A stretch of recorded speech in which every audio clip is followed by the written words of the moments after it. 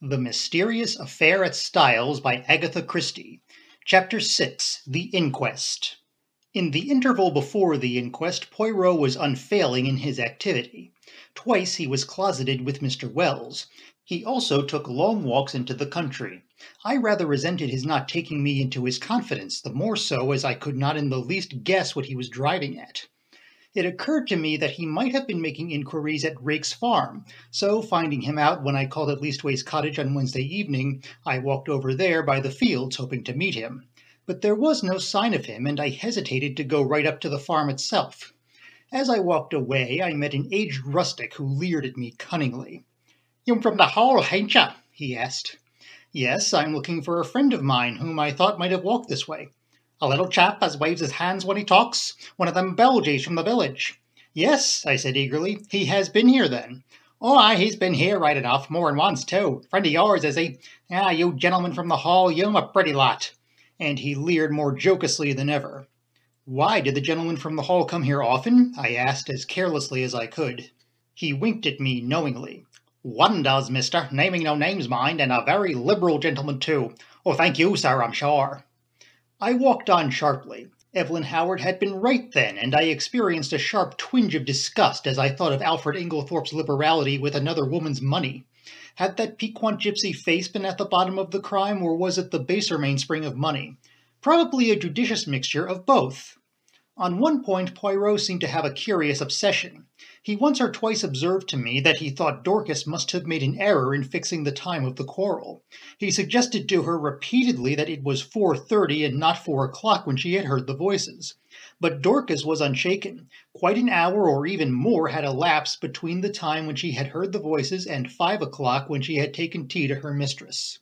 The inquest was held on Friday in the Stylites Arms in the village.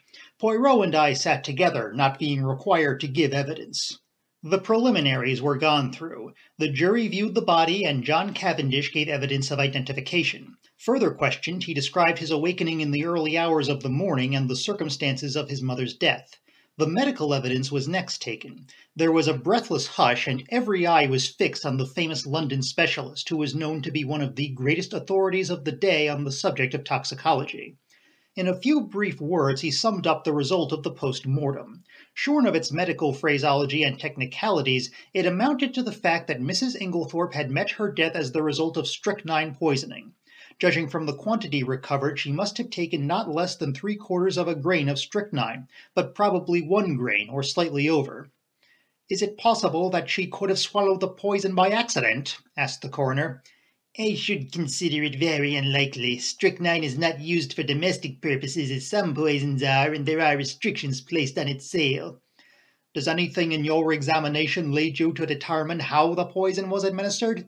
"No." "You arrived at Styles before Dr. Wilkins, I believe." "That is so. The motor met me just outside the lodge gate, and I hurried there as fast as I could." "Will you relate to us exactly what happened next?" "I entered Mrs. Inglethorpe's room. She was at that moment in a typical tetanic convulsion. She turned towards me and gasped out, 'Alfred, Alfred!'" "Could the strychnine have been administered in Mrs. Inglethorpe's after-dinner coffee, which was taken to her by her husband?" "Possibly, but strychnine is a fairly rapid drug in its action. The symptoms appear from 1 to 2 hours after it has been swallowed. It is slowed under certain conditions, none of which, however, appear to have been present in this case.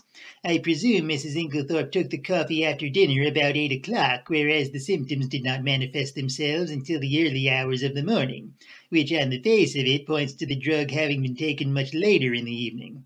"Mrs. Inglethorpe was in the habit of drinking a cup of cocoa in the middle of the night. Could the strychnine have been administered in that?" "No, I myself took a sample of the cocoa remaining in the saucepan and had it analyzed. There was no strychnine present."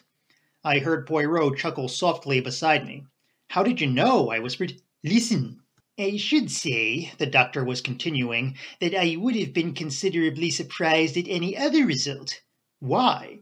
"Simply because strychnine has an unusually bitter taste. It can be detected in a solution of 1 in 70,000 and can only be disguised by some strongly flavored substance. Cocoa would be quite powerless to mask it." One of the jury wanted to know if the same objection applied to coffee. "No, coffee has a bitter taste of its own, which would probably cover the taste of strychnine." Then you consider it more likely that the drug was administered in the coffee, but that for some unknown reason its action was delayed. Yes, but the cup being completely smashed, there is no possibility of analyzing its contents. This concluded Dr. Bauerstein's evidence. Dr. Wilkins corroborated it on all points. Sounded as to the possibility of suicide, he repudiated it utterly. The deceased, he said, suffered from a weak heart, but otherwise enjoyed perfect health, and was of a cheerful and well-balanced disposition. She would be one of the last people to take her own life. Lawrence Cavendish was next called. His evidence was quite unimportant, being a mere repetition of that of his brother. Just as he was about to step down, he paused, and said rather hesitatingly, "I should like to make a suggestion, if I may." He glanced deprecatingly at the coroner, who replied briskly, "Certainly, Mr. Cavendish, we are here to arrive at the truth of this matter, and welcome anything that may lead to further elucidation." "It is just an idea of mine," explained Lawrence. "Of course I may be quite wrong, but it still seems to me that my mother's death might be accounted for by natural means." "How do you make that out, Mr. Cavendish?" "My mother at the time of her death, and for some time before it, was taking a tonic containing strychnine." "Ah," said the coroner. The jury looked up, interested. "I believe," continued Lawrence, "that there have been cases where the cumulative effect of a drug administered for some time has ended by causing death. Also, is it not possible that she may have taken an overdose of her medicine by accident?" "This is the first we have heard of the deceased taking strychnine at the time of her death. We are much obliged to you, Mr. Cavendish." Dr. Wilkins was recalled and ridiculed the idea. "What Mr. Cavendish suggests is quite impossible. Any doctor would tell you the same. Strychnine is in a certain sense a cumulative poison, but it would be quite impossible for it to result in sudden death this way. There would have to be a long period of chronic symptoms which would at once have attracted my attention. The whole thing is absurd." "And the second suggestion, that Mrs. Inglethorpe may have inadvertently taken an overdose?" "3 or even 4 doses would not have resulted in death. Mrs. Inglethorpe always had an extra large amount of medicine made up at a time, as she dealt with Coots, the cash chemist in Tadminster. She would have had to take very nearly the whole bottle to account for the amount of strychnine found at the post-mortem." "Then you consider that we may dismiss the tonic as not being in any way instrumental in causing her death?" "Certainly, the supposition is ridiculous." The same juryman who had interrupted before here suggested that the chemist who made up the medicine might have committed an error. "That, of course, is always possible," replied the doctor. But Dorcas, who was the next witness called, dispelled even that possibility. The medicine had not been newly made up. On the contrary, Mrs. Inglethorpe had taken the last dose on the day of her death. So the question of the tonic was finally abandoned, and the coroner proceeded with his task. Having elicited from Dorcas how she had been awakened by the violent ringing of her mistress's bell, and had subsequently roused the household, he passed to the subject of the quarrel on the preceding afternoon. Dorcas's evidence on this point was substantially what Poirot and I had already heard, so I will not repeat it here. The next witness was Mary Cavendish. She stood very upright and spoke in a low, clear, and perfectly composed voice. In answer to the coroner's question, she told how her alarm clock having aroused her at 4:30 as usual, she was dressing when she was startled by the sound of something heavy falling. "That would have been the table by the bed," commented the coroner. "I opened my door," continued Mary, "and I listened. In a few minutes a bell rang violently. Dorcas came running down and woke my husband, and we all went to my mother-in-law's room, but it was locked." The coroner interrupted her. "I really do not think we need trouble you further on that point. We know all that can be known of the subsequent happenings, but I should be obliged if you would tell us all you overheard of the quarrel the day before." "I?" There was a faint insolence in her voice. She raised her hand and adjusted the ruffle of lace at her neck, turning her head a little as she did so. And quite spontaneously the thought flashed across my mind, she is gaining time. "Yes, I understand," continued the coroner deliberately, "that you were sitting reading on the bench just outside the long window of the boudoir. That is so, is it not?" This was news to me, and glancing sideways at Poirot, I fancied that it was news to him as well. There was the faintest pause, the mere hesitation of a moment, before she answered. "Yes, that is so." "And the boudoir window was open, was it not?" Surely her face grew a little paler as she answered, "Yes." "Then you cannot have failed to hear the voices inside, especially as they were raised in anger. In fact, they would be more audible where you were than in the hall." "Possibly." "Will you repeat to us what you overheard of the quarrel?" "I really do not remember hearing anything." "Do you mean to say you did not hear voices?" Oh, yes, I heard the voices, but I did not hear what they said. A faint spot of color came into her cheek. I am not in the habit of listening to private conversations. The coroner persisted. And you remember nothing at all? Nothing, Mrs. Cavendish. Not one stray word or phrase to make you realize that it was a private conversation. She paused and seemed to reflect, still outwardly as calm as ever. Yes, I remember. Mrs. Inglethorpe said something, I do not remember exactly what, about causing scandal between husband and wife. Ah, the coroner leaned back satisfied. That corresponds with what Dorcas heard. But excuse me, Mrs. Cavendish, although you realized it was a private conversation, you did not move away. You remained where you were. I caught the momentary gleam of her tawny eyes as she raised them. I felt certain that at that moment she would willingly have torn the little lawyer with his insinuations into pieces, but she replied quietly enough. No, I was very comfortable where I was. I fixed my mind on my book. And that is all you can tell us? That is all. The examination was over, though I doubted if the coroner was entirely satisfied with it. I think he suspected that Mary Cavendish could tell more if she chose. Amy Hill, shop assistant, was next called, and deposed to having sold a will form on the afternoon of the 17th to William Earle, under gardener at Styles. William Earle and Manning succeeded her and testified to witnessing a document. Manning fixed the time at about 4:30. William was of the opinion that it was rather earlier. Cynthia Murdoch came next. She had, however, little to tell. She had known nothing of the tragedy until awakened by Mrs. Cavendish. You did not hear the table fall? No, I was fast asleep. The coroner smiled. A good conscience makes a sound sleeper, he observed. Thank you, Miss Murdoch, that is all. Miss Howard. Miss Howard produced the letter written to her by Mrs. Inglethorpe on the evening of the 17th. Poirot and I, of course, had already seen it. It added nothing to our knowledge of the tragedy. The following is a facsimile. Styles Court, Essex, handwritten note. July 17th. My dear Evelyn, can we not bury the hatchet? I have found it hard to forgive the things you said against my dear husband, but I am an old woman and very fond of you. Yours affectionately, Emily Inglethorpe. It was handed to the jury, who scrutinized it attentively. I fear it does not help us much, said the coroner with a sigh. There is no mention of any of the events of that afternoon. Plain as a pikestaff to me, said Miss Howard shortly. It shows clearly enough that my poor old friend had just found out she'd been made a fool of. It says nothing of the kind in the letter, the coroner pointed out. No, because Emily never could bear to put herself in the wrong, but I know her. She wanted me back, but she wasn't going to own that I'd been right. She went round about. Most people do. Don't believe in it myself. Mr. Wells smiled faintly. So I noticed in several of the jury.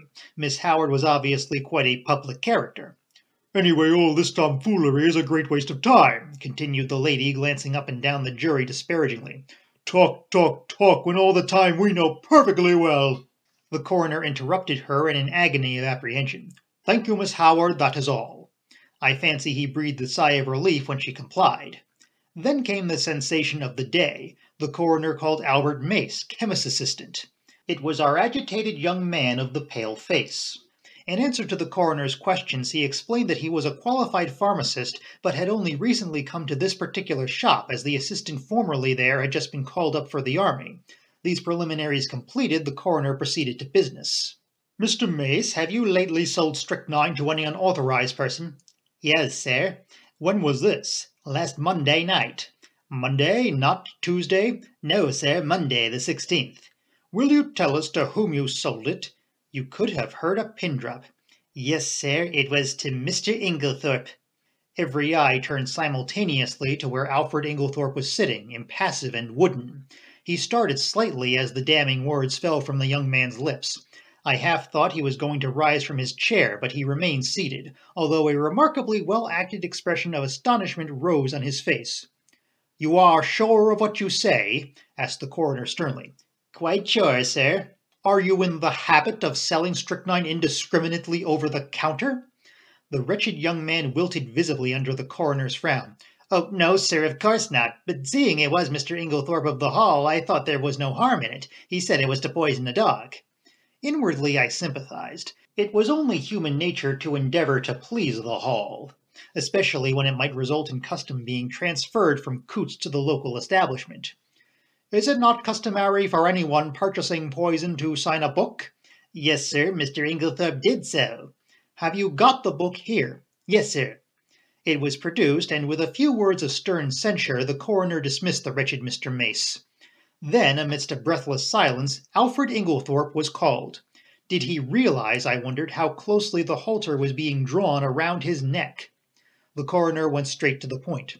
On Monday evening last did you purchase strychnine for the purpose of poisoning a dog?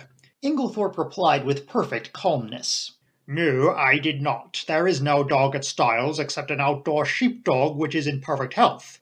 You deny absolutely having purchased strychnine from Albert Mace on Monday last? I do. Do you also deny this? The coroner handed him the register in which his signature was inscribed. Certainly I do. The handwriting is quite different from mine. I will show you. He took an old envelope out of his pocket and wrote his name on it, handing it to the jury. It was certainly utterly dissimilar. Then what is your explanation of Mr. Mace's statement? Alfred Inglethorpe replied imperturbably, Mr. Mace must have been mistaken. The coroner hesitated for a moment and then said, Mr. Inglethorpe, as a mere matter of form, would you mind telling us where you were on the evening of Monday, July 16th? Really, I cannot remember. That is absurd, Mr. Inglethorpe, said the coroner sharply. Think again. Inglethorpe shook his head. I cannot tell you. I have an idea that I was out walking. In what direction? I really can't remember. The coroner's face grew graver. Were you in company with anyone? No. Did you meet anyone on your walk? No. That is a pity, said the coroner dryly. I am to take it then that you decline to say where you were at the time that Mr. Mace positively recognized you as entering the shop to purchase strychnine? If you like to take it that way, yes. Be careful, Mr. Inglethorpe. Poirot was fidgeting nervously. Sacré, he murmured. Does this imbecile of a man want to be arrested? Inglethorpe was indeed creating a bad impression. His futile denials would not have convinced a child. The coroner, however, passed briskly to the next point, and Poirot drew a deep breath of relief. You had a discussion with your wife on Tuesday afternoon. Pardon me, interrupted Alfred Inglethorpe. You have been misinformed. I had no quarrel with my dear wife. The whole story is absolutely untrue. I was absent from the house the entire afternoon. Have you anyone who can testify to that? You have my word, said Inglethorpe haughtily. The coroner did not trouble to reply. There are 2 witnesses who will swear to having heard your disagreement with Mrs. Inglethorpe. Those witnesses were mistaken. I was puzzled. The man spoke with such quiet assurance that I was staggered. I looked at Poirot. There was an expression of exultation on his face which I could not understand. Was he at last convinced of Alfred Inglethorpe's guilt? Mr. Inglethorpe, said the coroner, you have heard your wife's dying words repeated here. Can you explain them in any way? Certainly I can. You can? It seems to me very simple. The room was dimly lighted. Dr. Bauerstein is much of my height and build, and like me wears a beard. In the dim light, and suffering as she was, my poor wife mistook him for me. Ah, murmured Poirot to himself, but it is an idea that. You think it is true? I whispered. I do not say that, but it is truly an ingenious supposition. You read my wife's last words as an accusation, Inglethorpe was continuing. They were, on the contrary, an appeal to me. The coroner reflected a moment, then he said, I believe, Mr. Inglethorpe, that you yourself poured out the coffee and took it to your wife that evening? I poured it out, yes, but I did not take it to her. I meant to do so, but I was told that a friend was at the hall door, so I laid down the coffee on the hall table. When I came through the hall again a few minutes later, it was gone. This statement might or might not be true, but it did not seem to me to improve matters much for Inglethorpe. In any case, he had had ample time to introduce the poison. At that point, Poirot nudged me gently, indicating 2 men who were sitting together near the door. One was a little, sharp, dark, ferret-faced man. The other was tall and fair. I questioned Poirot mutely. He put his lips to my ear. Do you know who that little man is? I shook my head. That is Detective Inspector James Japp of Scotland Yard, Jimmy Japp. The other man is from Scotland Yard too. Things are moving quickly, my friend. I stared at the 2 men intently. There was certainly nothing of the policeman about them. I should never have suspected them of being official personages. I was still staring when I was startled and recalled by the verdict being given. Wilful murder against some person or persons